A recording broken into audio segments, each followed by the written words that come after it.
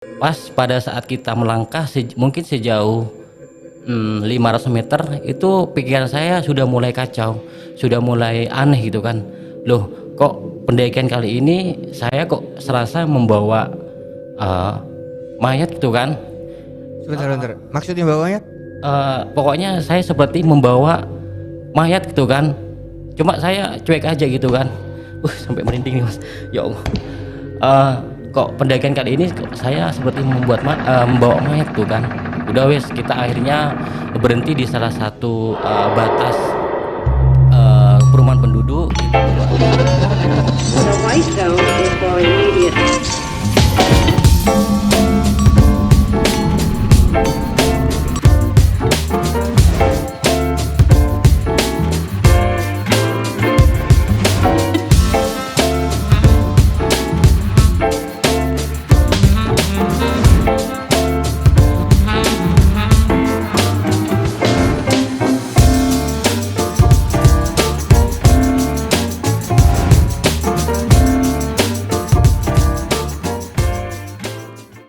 Nol MDPR dari permukaan laut berarti nih.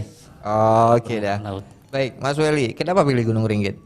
Gunung Ringgit itu gunung yang merupakan salah satu gunung favorit saya karena di situ juga saya mendapatkan rezeki juga karena saya juga pemandu lokal juga di Gunung Ringgit juga, dan Gunung Ringgit merupakan salah satu view tercantik di Kabupaten Situbondo dan juga di Jawa Timur. Di Jawa Timur. Yes, Wow, istimewa ya berarti ya. mewah. Lewat mana nih? Lewat mana nih? Kalau naik Gunung Ringgit lewat mana tuh? Kalau jalur atau via Gunung Ringgit sendiri itu saat ini ada dua. Yang populer ini lewat via Kelatakan atau Kecamatan Kendit. Kedepannya kita juga akan buka jalur oleh teman-teman Desa Patemon. Jadi jalur kedua itu via Desa Patemon, Kecamatan Bungatan. Mas Weli, ini langsung to the point nih. Dari tagline yang tadi itu kan cerita mistiknya Gunung Ringgit. Ada sesuatu di Gunung Ringgit? Kalau kita bilang sesuatu di Gunung Ringgit ya banyak sih. Dari religinya juga ada, dari kemistisnya juga ada, terus dari sumber daya alamnya juga ada yang sangat sangat luar biasa menurut saya gitu kan. Bahkan Kadis Pariwisata Destinasi Bapak Andre Wibisono sarjana hukum mengatakan kepada saya bahwa insya Allah tahun 2023 Ringgit akan menyusul Ijen, yakni akan menjadi Ringgit Geopark nantinya gitu tahun 2023 insya Allah. Wow, berarti sudah banyak pendaki yang naik ya? Ya alhamdulillah sudah banyak itu kan.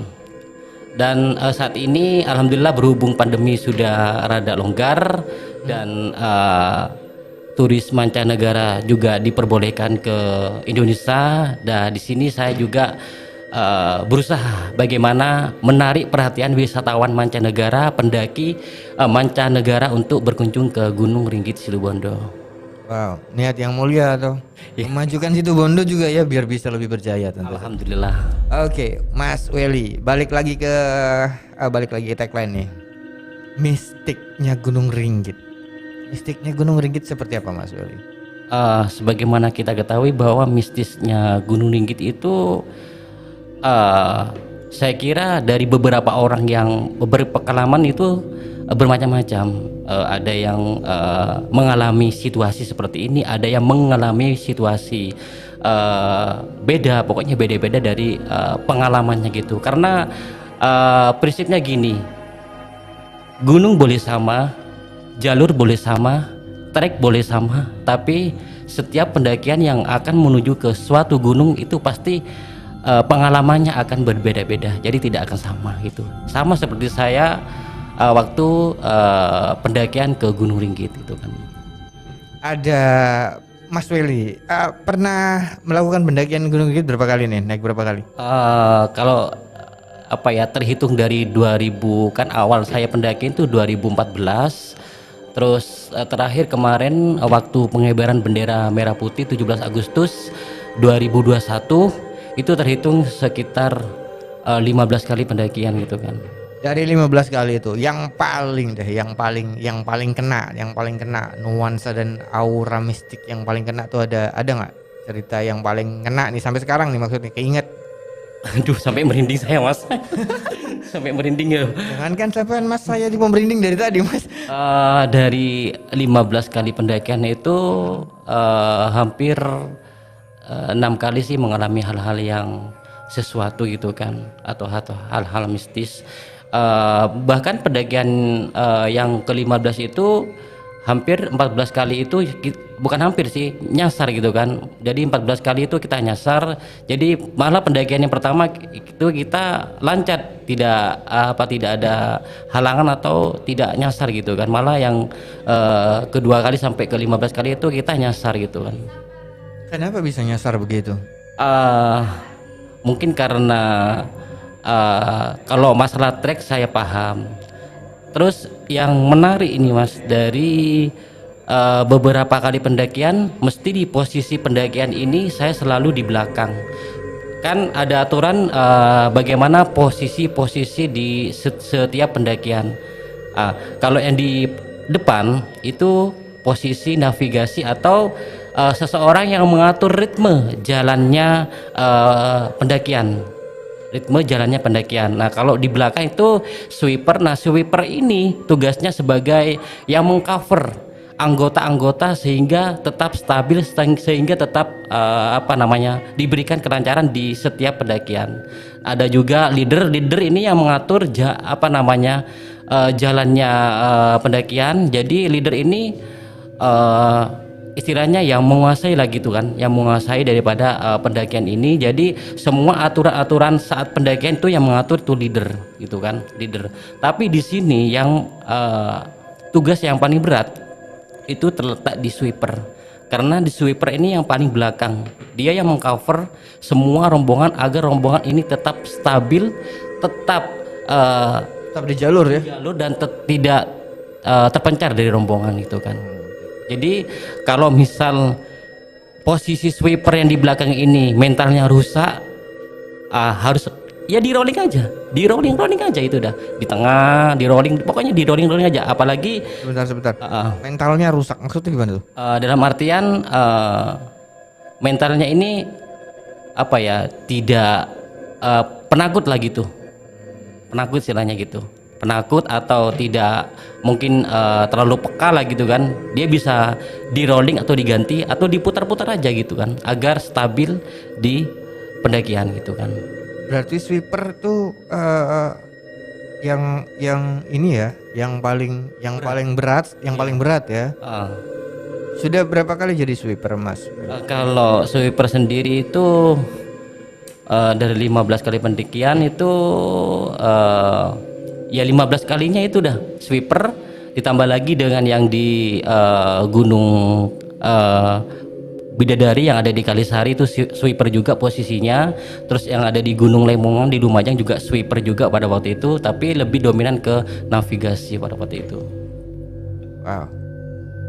Sahabat Langit Biru, mungkin pada sore hari ini yang juga hobinya mendaki mungkin akan merasakan hal yang sama ya, seperti apa yang kami rasakan kali ini nih. Pasti. Saya dari tadi noleh nih Mas Welly. Cuman gini Mas Welly, seorang sweeper itu kan paling tidak katanya Mas Welly tadi mengendalikan arah dan jalurnya para pendaki, mengcover.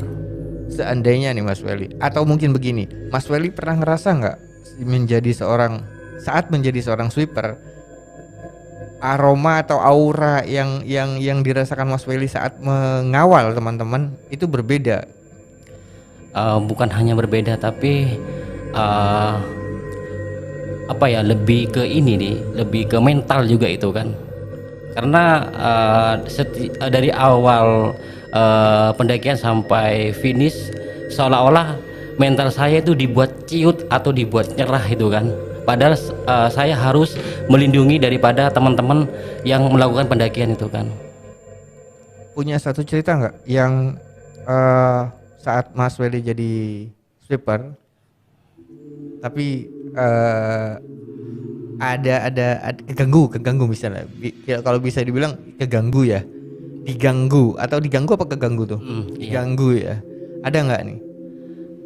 Eh, Kalau apa namanya ya, pengalaman selama menjadi sweeper saat pendakian itu memang sering saya itu, terutama pada saat pendakian ke Gunung Ringgit itu kan. Kita tahu sendiri bahwa Ringgit merupakan salah satu gunung aktif di zamannya dan merupakan salah satu gunung tertua juga pada waktu itu.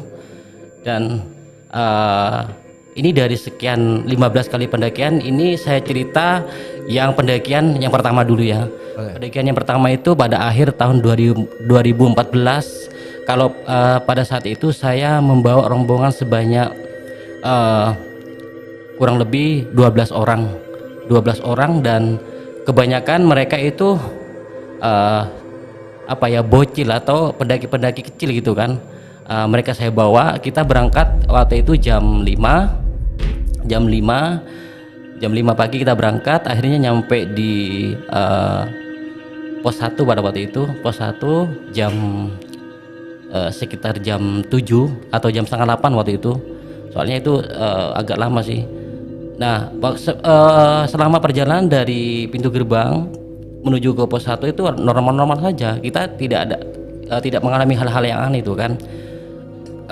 Kita kan pada waktu pendakian pertama kan tidak tahu bagaimana mekanismenya, bagaimana caranya, step by stepnya. Akhirnya biasanya kan kalau kita mendaki ke Gunung Ringgit, kita harus matur atau izin ke Pak Haji Taufik, itu juru kunci daripada Gunung Ringgit. Kita harus matur, kita harus minta izin, baru kita lanjut ke puncak Soona atau puncak Gunung Ringgit itu sendiri. Namun pada waktu itu kita langsung nyelonong mas, kita langsung nyelonong dan akhirnya pas di pertengahan mau menuju ke pos 2 itu salah satu dari teman saya itu dia mau pingsan gitu kan. Dia mau pingsan, saya tanya apakah dia sudah sarapan, ternyata belum. Dan apakah dia itu terlalu lelah, ternyata tidak. Nah di sini udah mulai keanehan itu kan. Akhirnya udah saya kasih dia itu makanan, saya suruh dia istirahat. Padahal dari beberapa teman yang lain sudah ada di pos 2 mungkin waktu itu, tinggal kita berdua waktu itu. Saya kasih dia makan, minum, akhirnya sudah mendingan, alhamdulillah kita lanjut. Nah selama perjalanan dari perjalanan menuju ke pos 2 maupun ke pos 3 itu normal-normal saja. Sempat pada waktu itu di pos 3 di Watu Pedang. Nah Watu Pedang ini mas, menurut cerita dari beberapa masyarakat yang saya dapat tuh, Watu Pedang ini itu ada batu lebar berbentuk meja dan ada juga batu yang menjulang tingginya hampir menyerupai pedang. Nah batu pedang ini konon sewaktu-waktu dia akan menyala seperti bara api itu mas, ada seperti bara api. Nah di pendakian waktu nyampe kita di batu pedang, teman-teman tuh kayak yang putus asa, udah wes kita gak usah lanjutin karena toh puncak sudah masih belum kelihatan, masih lama gitu kan. Kenapa begitu? Karena dari sekian banyak teman tuh sudah kecapean, sudah tenaga sudah terkuras habis tuh kan. Pada waktu di Batu Pedang kita coba untuk makan dulu, tenangin diri. Nah akhirnya pada waktu itu salah satu teman saya Muzammil pada waktu itu ngelihat ujung bendera daripada puncak Ringgit atau puncak Soonan itu. Akhirnya dengan melihat ujung atau bendera itu kita semangat, kita lanjut. Akhirnya kita sampai di puncak jam 12 siang waktu itu. Kita jam 1 kita sudah turun, dan pada waktu turun itu normal-normal saja sampai di rumah. Dan di pendakian yang kedua itu tahun 2015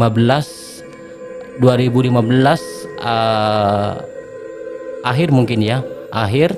Nah di sini saya mempunyai misi, saya ingin membuat semacam kayak rambu atau penunjuk arah gitu kan.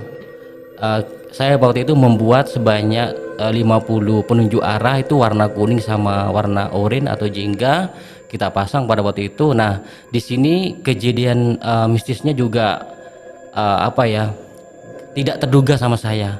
Bahkan kejadian mistis ini berawal pada saat kita dari pintu gerbang atau gapura.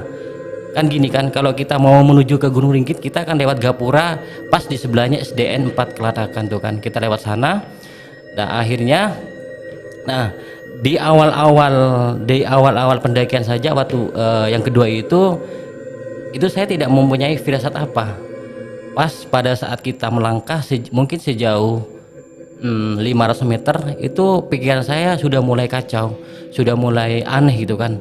Loh, kok pendakian kali ini saya kok serasa membawa mayat gitu kan. Sebentar. Maksudnya bawanya? Pokoknya saya seperti membawa mayat gitu kan. Cuma saya cuek aja gitu kan. Sampai merinding nih mas. Ya Allah. Kok pendakian kali ini kok saya seperti membawa mayat tuh kan. Udah wes, kita akhirnya berhenti di salah satu batas perumahan penduduk. Kita berdoa di sana, kita briefing di sana, kita lanjut. Pada saat pendakian yang kedua ini saya bersama teman saya, bersama Muzamil itu orang Bondowoso, bersama Farihin Nazim itu orang Sembagus ya Sugerjo, terus bersama almarhum teman saya sebut saja namanya Hengki, terus saya sendiri, kita berempat dari rumah gitu kan. Nah itu waktu kita mulai pendakian itu sudah mulai aneh pikiran saya, kok pendakian kali ini kok terasa aneh gitu ya, saya kok serasa membawa mayat gitu kan. Tapi waktu kita jalan tuh normal-normal saja, tidak ada apa-apa. Kita berangkat jam 3 sore, kita sampai di pos 1 itu jam 6 sore. Kita matur ke Pak Haji atau juru kunci di sana. Kita sholat, bebersih, mandi-mandi. Terus akhirnya saya tanya ke 3 teman saya, gimana kita mau lanjut atau gimana. Ya udah wes, kita lanjut, kita mengeripan di pertengahan jalan saja gitu kan. Karena pada waktu itu tahun 2015 itu saya belum sepenuhnya berkecimpung di dunia pendakian. Jadi kita membawa alat seadanya gitu, tas-tas seadanya, kita bawa alat seadanya, kita bawa nasi bungkus, kita bawa makan-makan ringan gitu kan. Kita lanjut jam 6 sore, jam setengah 6 sore, maaf, jam 6 sore kita lanjut, itu sebelum maghrib. Masih ada cahaya nggak? Masih ada. Kita lanjut, nah kita memasang penunjuk arah pertama itu pas di sebelah pohon aren. Itu ada pohon aren, itu sebelah selatan pohon aren itu ada pohon. Kita memasang penunjuk arah pertama di sana, itu warna merah sama warna kuning waktu itu. Ya, warna merah sama warna kuning itu berbentuk tanda panah. Kita masang penunjuk arah pertama di sana. Nah, pikiran saya juga waktu itu sudah terlupakan gitu kan. Kita normal aja, bercanda gitu kan. Nyampe di pertengahan itu cahaya masih ada. Dan pada saat sampai di sumber air kedua, pertama itu kan di pos 1, sumber air kedua itu di yang mau menuju ke pos 2. Kita sampai di sumber air yang kedua, kita isi ulang air di sana, kita sambil istirahat. Nah, pada saat kita mau melanjutkan ke pos 2, nah di sini sudah mulai keanehan, Mas. Saya pada waktu itu sempat posisi saya waktu itu di navigasi, saya di depan.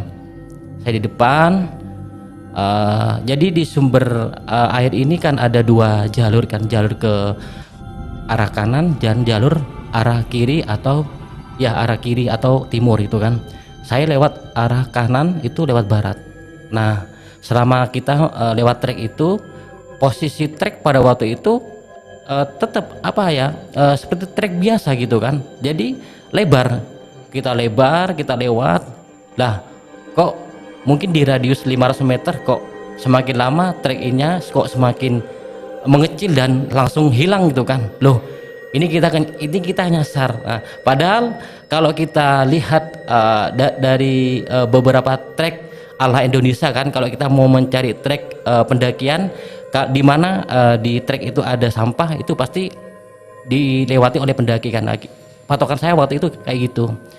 Nah, Ternyata kita nyasar, kita balik ke sumber air waktu itu, kita nganan, alhamdulillah ketemu sama trek, kita langsung sempetin untuk masang penunjuk arah pada waktu itu. Nah pada saat saya sudah mau pada waktu kita kembali ke sumber air itu, posisi saya waktu itu diputar Mas. Jadi posisi saya waktu itu di sweeper dan Muzammil pada waktu itu di navigasi, dia di depan. Karena dia mentalnya memang mental gila gitu kan. Gila gitu, segila-gilanya dia memang gila gitu kan. Dia di depan, kita menuju ke pos 2. Karena dari sumber air ke pos 2 ini termasuk salah satu jalur bisa dikatakan jalur putus asa ini Mas. Dikatakan jalur putus asa menurut versi saya ini kan, karena di sini kita memang benar-benar diuji, karena trek itu benar-benar trek yang seolah-olah itu tidak ada ujungnya gitu kan. Jadi kita jalan terus sampai lama gitu kan. Tapi di sini udah mulai keanehan pada saat udah sekitar 1 kilometer itu sudah mulai gelap dan azan maghrib sudah usai kan. Waktu itu kita lupa juga pada waktu itu mau sholat maghrib, kita lupa, kita mengabaikan. Nah di sepanjang perjalanan menuju ke pos 2 ini, nah tiba-tiba kan posisi saya ini di sweeper, tiba-tiba dari belakang ini saya mendengar semacam ribuan atau ratusan kuda itu kayak mendekat ke saya. Ribuan kuda itu kayak mengejar ke arah saya gitu kan. Kelihatan itu? Nggak kelihatan sih gitu kan. Itu suaranya sangat nyaring sekali. Tapi anehnya di sini ketiga teman saya itu tidak mendengar gitu kan. Itu tidak mendengar, itu suara kuda itu seperti mengarah ke arah saya gitu kan. Saya akhirnya saya sontak noleh kan, pantangannya kan kita tidak boleh noleh itu kan. Kita noleh itu tidak ada yang namanya kuda itu kan. Sudah kita lanjut, akhirnya sekitar jam 9 malam kita sampai di pos 2. Pada waktu itu tidak ada pendaki. Kita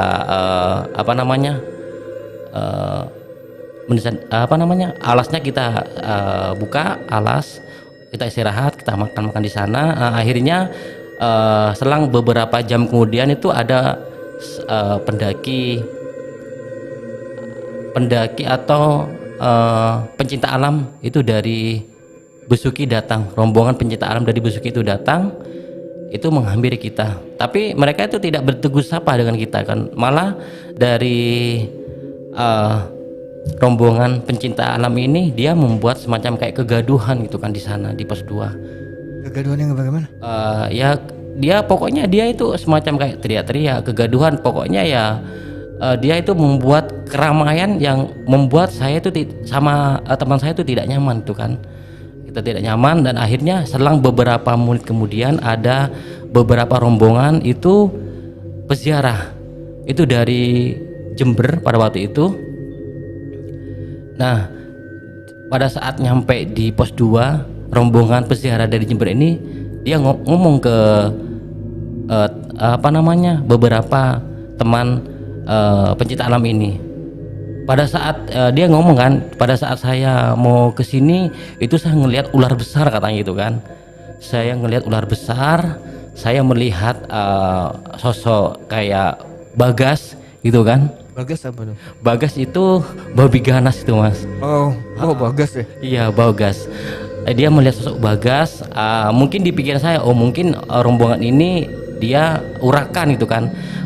Setiap rombongan yang urakan pasti ada sesuatu yang tidak diinginkan gitu kan. Jadi yang rombongan dari Jember ini dia tetap lanjut, peziarah ini tetap lanjut ke puncak, sementara yang dari rombongan pencinta alam ini dia tetap standby di sana, dia istirahat. Dan malah dari salah satu pendaki ini atau pencinta alam ini dia mengeluh dia sakit kepala gitu kan. Nah selang beberapa jam kemudian, tepatnya jam 12:30, dari rombongan pencinta alam ini dia melanjutkan ke puncak. Dia katanya mau ke Tanah Lapang di pos 3 gitu kan. Nah akhirnya sekitar jam 1 kita prepare juga mau menuju ke puncak. kita prepare, kita briefing, kita doa di sana, kita lanjut. Nah posisi saya pada waktu itu tetap di sweeper di belakang gitu kan. Nah pada saat di belakang ini normal-normal saja sih, normal-normal saja gitu kan. Nah pada saat tanjakan mau mencapai ke tali pertama, nah si teman saya yang namanya Hengki ini dia udah mulai gak beres gitu kan. Dia sudah mulai gak beres. Di setiap hembusan nafasnya itu seperti hembusan nafas orang yang sakaratul maut gitu kan. Itu terdengar. Iya, itu sangat seperti orang yang sakarat kan. Jadi setiap langkahnya tuh dibilang hipotermia sih enggak, karena pada waktu itu cuaca di udara di Gunung Ringkit itu relatif hangat sih gitu kan. Malah saya pada waktu itu melepas celana saya, kita pakai celana pendek terus sama kaos oblong biasa karena saking hangatnya pada waktu itu kan. Tapi si teman saya si Hendra ini dia setiap dia melangkah dia hembusan nafasnya seperti orang yang sakaratul maut itu kan. Saya sampai waktu itu sampai kaget, ini kenapa? Saya tanyakan gimana, mau lanjut enggak atau kita udah off di sini saja, kita berhenti di sini saja. Sudah mas, kita lanjut saja, gak apa-apa kok, saya gak apa-apa. Nah kita lanjut Dengan kondisi begitu dilanjut. ya dia lanjut pada saat kita menapaki tangga pertama, itu ada tangga ketiga mungkin, ada tangga pertama, dia mulai ngos-ngosan lagi, hembusan nafasnya itu makin menggila, hembusan nafasnya tuh makin menjadi-jadi tuh kan. Jadi saya langsung wes sudah, kita berhenti di sini, kita jangan lanjutkan. Tapi si Hengki ini langsung nyontak gitu kan, udah mas gak apa-apa kok, saya gak apa-apa, ayo wes kita lanjut. Wah kita lanjut, akhirnya kita nyampe di Batu Pedang pada waktu itu sekitar jam, kita nyampe di Batu Pedang sekitar jam 5 pagi. Kita istirahat di sana. Nah Batu Pedang ini kan batu yang mirip seperti pedang dan ada juga batu yang mirip seperti meja. Biasanya batu itu tempat untuk pendaki beristirahat. Dan batu pedang ini menurut info yang saya ketahui, batu pedang ini konon sewaktu-waktu dia akan menyala seperti bara api itu kan. Jadi berwarna merah seperti bara api itu kan. Tapi pada dari sekian banyak saya ke sana tuh gak ada, saya gak menemui gitu kan. Akhirnya kita lanjut. Nah kita nyampe di Tanah Lapang. Si pencipta alam ini, rombongan pencipta alam ini masih di atas, dia belum turun. Kita nunggu sampai mereka turun. Akhirnya mereka turun, kita naik tepat pada waktu itu jam 6 pagi kita naik. Nah tahu nggak pada waktu saat kita ada di puncak Seonan itu atau puncak Ringgit, apa yang mereka buat, apa yang mereka pencipta alam mereka buat? Mereka menyampah di atas. Mereka menyampah di atas, saking banyak sampah yang mereka buat di sana. Kita pada waktu itu memunguti sampah itu sekitar 3 kresek merah besar itu kan. Kita ambil itu, ada beberapa juga kertas-kertas yang mereka buat dengan ucapan-ucapan yang agak-agak alay pada waktu itu. Kita punguti dan saya hanya berucap pada waktu itu. Berucap kepada teman saya, coba deh nanti kalian lihat rombongan PA itu pasti ada hal-hal yang mereka tidak inginkan. Tidak sampai 5 menit itu kabut tebal itu datang, mereka kejebak kabut pada waktu itu. Dan saya juga sama ketiga teman saya juga kejebak kabut di atas di puncak. Dan di puncak Gunung Ringgit ini kan kapasitas untuk pendakian kan dibatasi, jadi tidak bisa rame-rame gitu kan. Jadi kita pada waktu kabut datang, nah ini kita berdiam diri di satu titik. Di waktu itu ada goa, tapi kapasitas goa ini hanya untuk 3 orang. Kita berdiam di sana sampai kabut ini agak tipis, baru kita bikin video atau foto-foto. Dan kita juga berdoa petirasan Raden Condrokusumo. Nah di petirasan itu dari beberapa pengalaman pendaki atau peziarah ini kan setiap mereka yang memiliki hajat atau berdoa di petirasan itu, doanya pasti akan dikabulkan atau pasti akan terjadi itu kan. Nah, pada saat saya mau berdoa atau apa ya, meminta, bukan mengharapkan gitu kan, saya melihat ada tumpukan beberapa fotokopi KTP, bahkan ada KTP asli waktu itu, dan juga ada beberapa kayak semacam gambar-gambar paslon, nggak tahu itu apa paslon itu, paslon untuk pencalonan kepala desa atau gimana, tapi pada waktu itu ada. Dan waktu itu saya mencoba sih untuk bersihkan gitu. ya, bukan bersihkan, tapi saya mencoba untuk membuat suatu doa di sana sama teman-teman saya. Juga saya waktu itu punya hajat juga kan, kalau misal saya hajat saya terkabul, saya akan kesini lagi gitu kan. Dan itu terjadi juga, itu benar-benar terjadi. Hajat saya, apa yang saya inginkan pada waktu itu terkabul, alhamdulillah. Tapi itu semuanya terlepas dari rezeki daripada Allah Subhanahu wa taala. Nah, sekitar jam 8 pagi kita turun. Itu normal-normal saja. Kabut sudah tipis, bukan nggak ada, tipis. Kita turun, kita sampai di pos 1 pada waktu itu. Sekitar jam 11 siang. Selama kita turun, kita juga menggendong beberapa tas kresek merah berisi sampah-sampah itu kan. Kita turun, kita kumpulkan sampah itu, kita buang ke tempat sampah yang ada di pos 1 itu. Dan kejadian aneh yang kedua ini, pada saat kita turun, nah tiba-tiba rombongan dari pencinta alam ini dia juga ikut turun, tapi radius jaraknya tuh rada jauh dekat kita. Nah, ketika kita sampai di batas trek atau di gapura atau di jalan raya, nah kita sempat membeli makanan lah di salah satu warung di trek itu. Nah, pada saat mereka turun dari rombongan PA ini, mereka itu terkena hujan lebat gitu kan. Gak tahu mungkin karena ulah mereka itu kan, mereka terkena hujan lebat. Dan setelah pendakian itu, dapat beberapa bulan kemudian teman saya Hengki itu meninggal dunia, Mas. Innalillahi. Itu meninggal dunia. Dan ada lagi salah satu pengalaman saya waktu pendakian Gunung Ringgit ini yang terakhir yang kemarin nih, Mas, yang pas pengibaran bendera merah putih itu mistisnya malah dari rumah saya gitu kan.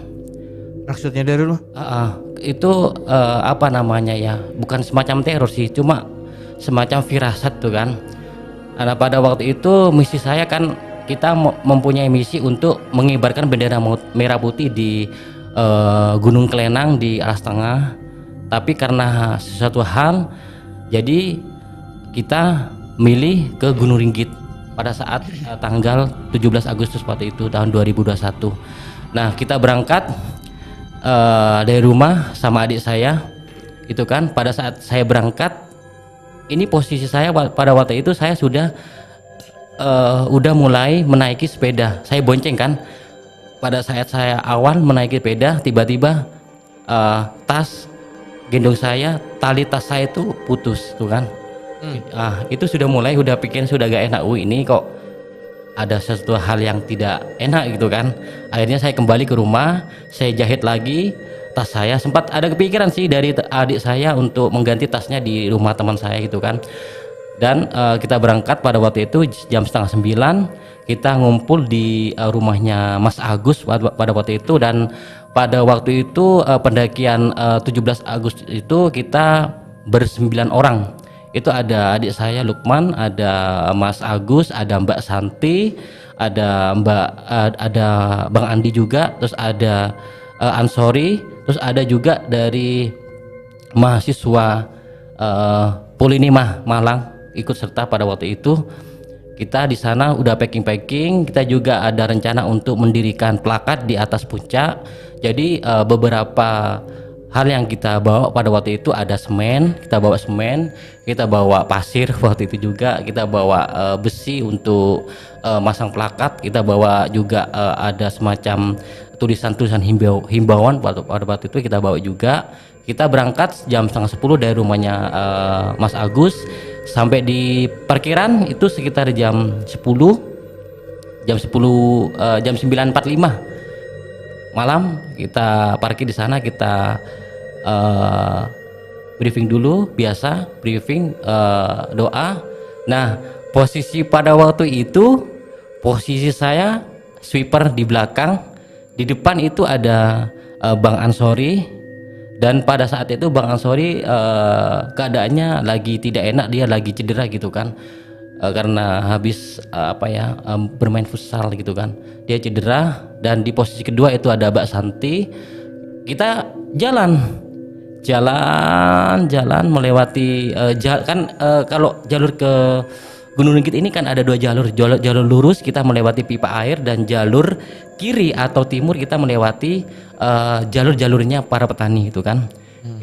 Kita mencoba lewat jalur kiri, akhirnya Jalurnya petani berarti. ya kita lewat jalur kiri, akhirnya kita itu nyasar sampai radius 500 meter. Wih, Kita nyasar, akhirnya saya mencoba untuk memberikan kode. Saya kan pakai fluid pada itu kan, saya fluid, akhirnya mereka itu berhenti. Saya coba untuk di depan, saya nyari jalur, akhirnya pada saat saya nyari jalur, nah si teman saya Bang Ansori ini dia jatuh, kakinya tergilir gitu kan. Nah, saya lanjut nyari jalur, akhirnya saya muter ke arah selatan. Nah, pas di depan saya itu ada semacam kayak jurang besar tuh, jurang besar sangat lebar tuh kan. Sontak kan saya kan, waktu astagfirullahaladzim ini apa gitu kan. Akhirnya teman-teman kenapa nggak apa-apa. Akhirnya teman saya Mas Agus mencari jalur, akhirnya dapat, dia melewati jalur bebatuan. Setelah saya nengok lagi, ternyata jurang yang lebar itu nggak ada. Jurang itu nggak ada. sebentar, tadi dilihat ada. Ada, jurangnya itu dalam, lebar. Tapi setelah saya nengok lagi itu jurang gak ada, itu sudah berupa kayak semacam dataran kayak lapangan itu kan. Yang lain ngerasa nggak? Yang lainnya nggak ngerasa gitu kan. Terus yang Ansori ini sempat dia tertatih-tatih jalannya, terus kita break juga di pertengahan trek. Dan si Bang Ansori ini sempat dia berucap, udah wis saya mau pulang saja, saya sudah tidak sanggup, udah wis di sini kita diskusi ini gimana lanjut apa tidak. Sempat ada opsi waktu itu kan, gimana kalau kita lanjut saja sampai ke pos 1, terus saya sama Ansori istirahat, tapi si Ansori ini minta pulang gitu kan. Akhirnya saya pulang, dan pada waktu itu yang mengantarkan Ansori pulang ke bawah itu saya sendiri pada waktu itu. Namun di benak saya, loh kok saya sendiri ya, kok gak ada yang nemani saya gitu kan. Ini saya sudah mulai rada cemas tuh kan, tapi udah gak apa-apa guys, itu kita turun. Nah kebetulan si mahasiswa ini Yamato namanya gitu kan, dia itu ngikutin saya, dia ikut mungkin setelah sekitar 1 jaman lah kita nganterin Bang Ansori ini ke parkiran. Sampai di parkiran itu kan dia ngerasa kunci kontaknya itu nggak ada gitu kan. Kita sempat panik kan, akhirnya setelah kita cari, akhirnya kunci kontaknya itu ada di sepeda motornya. Selesai dia memacu sepeda motornya keluar area. Sudah, saya sama Yamato ini lanjut ke atas, menaiki itu kan, lanjut. Nah di sepanjang perjalanan ini sudah mulai rada kurang nyaman, udah menurut saya rada kurang nyaman. Entah ya, gak tahu ya, atau mungkin firasat saya, atau mungkin karena saya kelelahan juga. Itu sekilas ada suara kayak cekikikan Mbak Kunti gitu Mas. Oh. Di mana itu? Itu Baru mau masuk atau sudah itu aduh ini merinding Mas.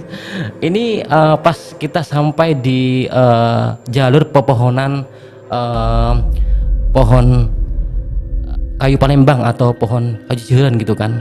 Itu ada mungkin sekilas ya kayak cekikikan Mbak Kunti gitu kan. Mungkin suara burung atau gimana, tapi menurut sekilas saya itu kayak cekikikan Mbak Kunti gitu kan. Saya sama Yamato ini kan sama Yamato ini belum kenal. Saya kenalan, kita ngobrol-ngobrol agar suasananya juga tidak begitu mencekam gitu kan. Kita jalan, akhirnya si Yamato ini ngomong ke saya, Mas yuk kita rada cepet yuk. Akhirnya udah kita cepet akhirnya kita nyampe di teman. Akhirnya kita lanjutin untuk ke pos 1.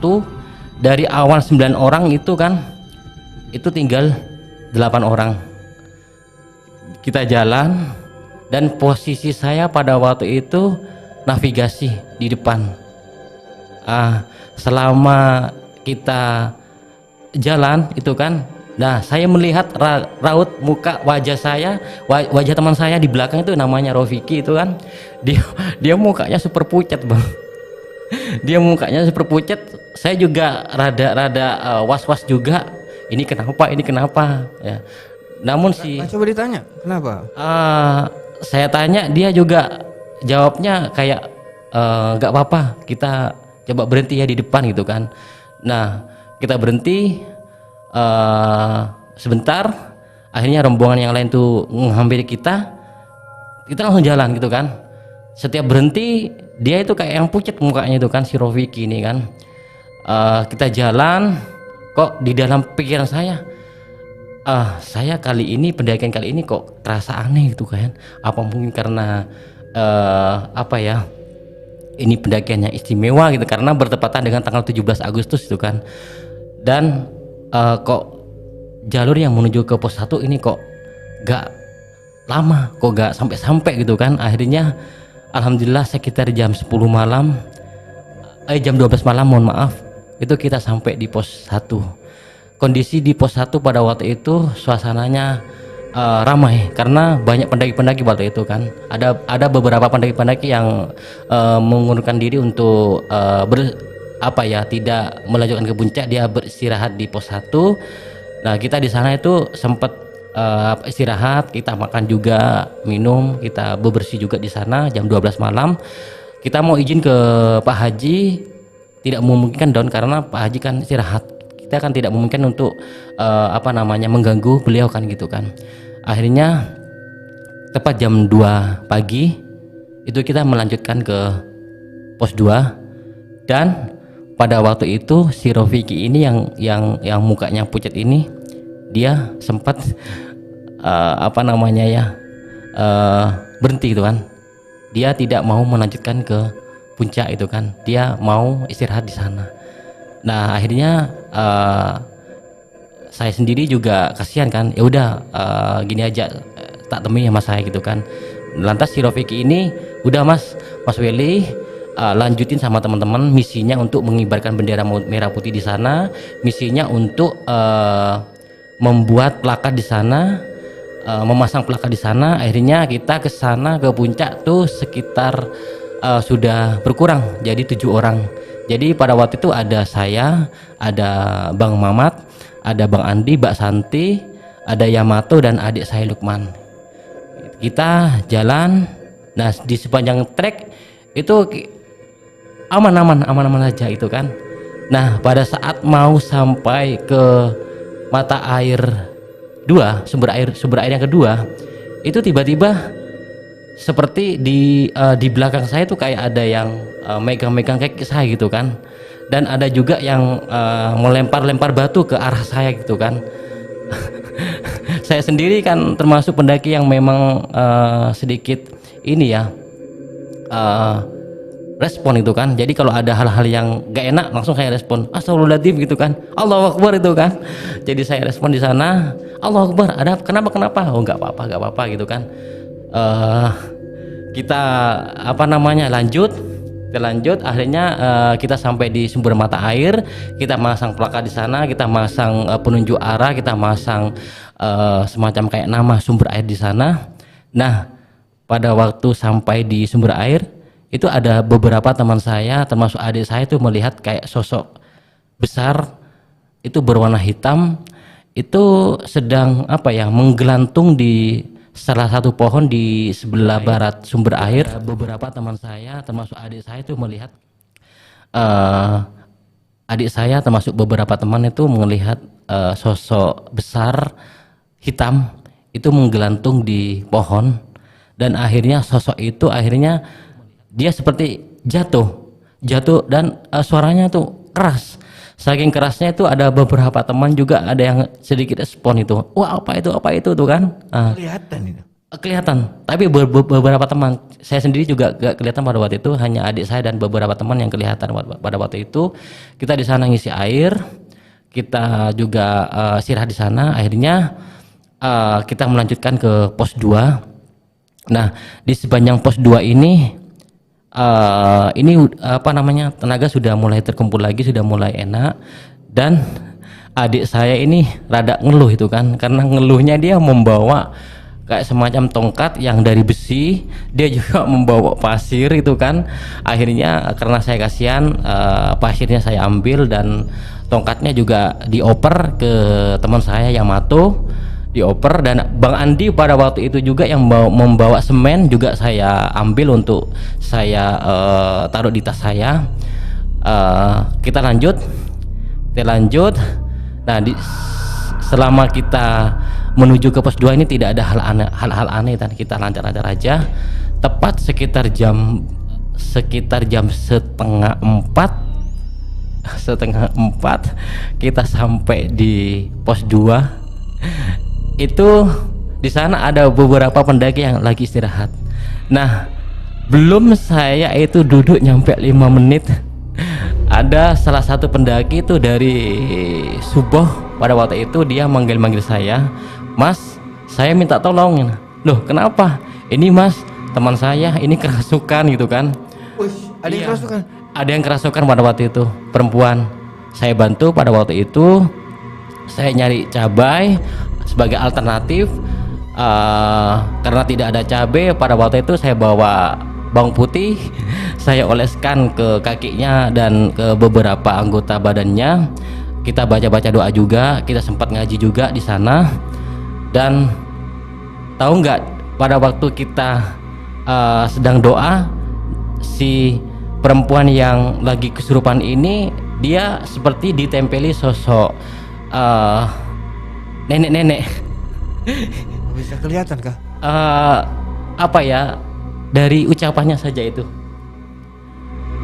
nenek-nenek itu ada, dia kayak suara nenek-nenek, seolah-olah nenek itu semacam kayak gelisah atau gak suka dengan kehadirannya mereka, karena pada waktu itu kan pendaki tuh yang ke Gunung Ringgit itu cukup banyak gitu kan, rekor pada waktu itu cukup banyak. Dan kita coba bermediasi pada si perempuan ini ternyata ditempeli 2 makhluk pada waktu itu, 2 makhluk. Tapi masih berkomunikasi? Iya, berkomunikasi. Ada 2 makhluk, yang pertama makhluk nenek-nenek juga, dan yang kedua itu makhluk semacam kayak anak kecil gitu kan. Anak kecil juga yang tidak suka sama rombongan mereka, entah tidak tahu kenapa. Dan saya tanya ke salah satu pendaki, saya tanya, apakah kalian pada waktu di sumber air ini lama? Mereka jawab, iya bang, kita lama di sana. Nah, kalian itu kena di sana gitu kan, kena di sana. Akhirnya kita coba doa lagi. Dan pada waktu itu saking kita bingung kan, Mbak Santi ini juga sempat komunikasi juga kepada orang yang ketempelan itu, karena Mbak Santi ini sendiri kan dia indigo itu kan, indigo, dia ketempelan gitu kan. Mbak Santi nyoba mengoleskan cabai di kakinya, dan alhamdulillah beberapa menit kemudian anak yang ketempelan tadi itu, kerasukan tadi itu sadar. Kita coba bikin susu hangat, kita minumkan ke dia. Saya coba memberikan air, saya usapkan ke mukanya, alhamdulillah sudah reda. Nah, belum sampai 10 menit itu kumat lagi. Waduh, masuk lagi. Iya, itu kumat lagi. Terus kali ini sosok yang masuk itu beda. Itu sosok kayak zaman-zaman dulu, kayak zaman-zaman Majapahit tuh kan. Dia masuk, dan akhirnya saya coba komunikasi dengan penunggu di sana. Saya coba berkomunikasi dengan Raden Condro Kusumo. Saya coba berkomunikasi. Saya begini, assalamualaikum, minta tolong kaula Raden Condro Kusumo, kalau minta tolong nikah anak potona pabersaki pasembuhaki, tolong palancaraki pendakiana boten kaula. Nah, akhirnya alhamdulillah dapat beberapa menit kemudian sudah sadar, dan saya sempat curiga di salah satu tenda dari mereka. Setelah saya tanya di tenda itu ada siapa gitu kan, ternyata di dalam tenda itu ada 2 sepasang, Mas, laki sama perempuan tuh kan. Akhirnya saya suruh keluar mereka, kalau memang mau di dalam tenda diutamakan perempuan saja atau laki-laki saja. Dan sekitar jam 5:30 saya lanjutkan trek menuju puncak. Jam 5:30 itu baru pertama kali saya, Mas, ke puncak itu pagi, Pak. Meskipun pada awal pendakian itu pagi, tapi pada waktu itu pertama kali saya itu jam 5:30 dari pos 2 menuju puncak. Nah, pada saat kita menuju puncak, kita trek ke puncak itu normal saja. Kita antri karena banyak pendaki-pendaki yang turun itu kan. Dan sempat pada waktu itu setelah kita melewati Batu Pedang, di Batu Pedang juga waktu itu kita sempat lama sih berhenti karena saking antrinya gitu kan. Saking antrinya karena jalurnya itu sumber sempit. Kita melewati pinggiran tebing gitu kan. Pinggiran tebing, pinggiran akar gitu kan. Karena kalau kita lanjutkan takut mengakibatkan semacam kayak kecelakaan itu kan. Akhirnya kita antri, kita lewat, dan pada waktu itu ada salah satu pendaki, mungkin saya kurang paham ya, mungkin pendaki dari luar kota ya. Beliau nanya itu, kok pendakian ke sini kok siang, Mas, kok telat itu kan. Nah, akhirnya saya bilang ke pendaki tersebut, kita habis menolong salah satu pendaki yang kesurupan. Nah, apa yang pendaki dia bilang gitu kan, wah gak usah ditolong, Mas, biar Mas itu sudah risikonya dia. Oh enggak, Mas, kita harus solidaritas, kita harus menolong ke sesama pendaki itu kan. Akhirnya nyampe di puncak itu sekitar jam 10 pagi. Kita buat seremonial, kita masang plakat, kita upacara di sana, kita doa bersama di sana.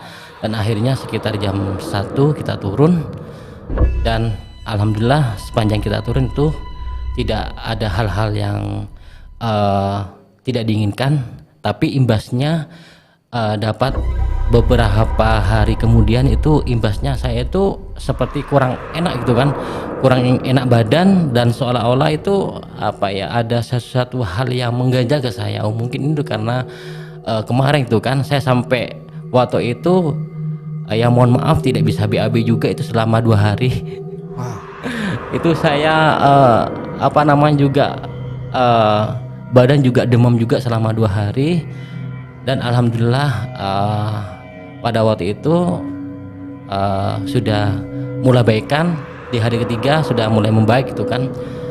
Dan itu seputar kisah atau pengalaman pribadi saya selama pendakian ke Gunung Ringgit. Pengalaman terbesarnya itu pada saat di pendakian kedua itu kan.